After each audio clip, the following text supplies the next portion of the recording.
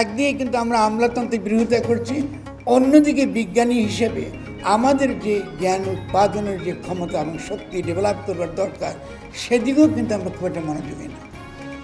দুটা রাষ্ট্রের বিরুদ্ধে যে অভিযোগ করছি এটা যেমন সঠিক, একই সঙ্গে বিজ্ঞানী হিসেবে আমাদের যে দায় দায়িত্বগুলো করবার, এটাও কিন্তু আমরা অতটা যথেষ্ট ভালোভাবে করি না। আমার ভুল হলে আমাকে ক্ষমা করে দেবে।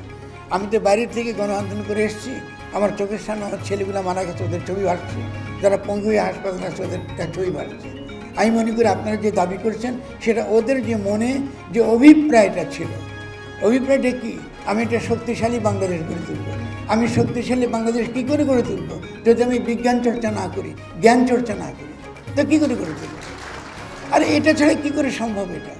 তাহলে প্রথম কথাটা হচ্ছে, খেয়াল করুন, যদি আমরা রাষ্ট্রের সার্বভৌমত্ব এবং গণ সার্বভৌমত্বের পার্থক্য না বুঝি, এতদিন আপনাদেরকে বোঝানো হয়েছে রাষ্ট্র হলো সভারেন, ট্রু, কিন্তু রাষ্ট্র সভারেন শুধুমাত্র জনগণের মধ্যে দিয়ে, কারণ জনগণই রাষ্ট্র রক্ষা করে।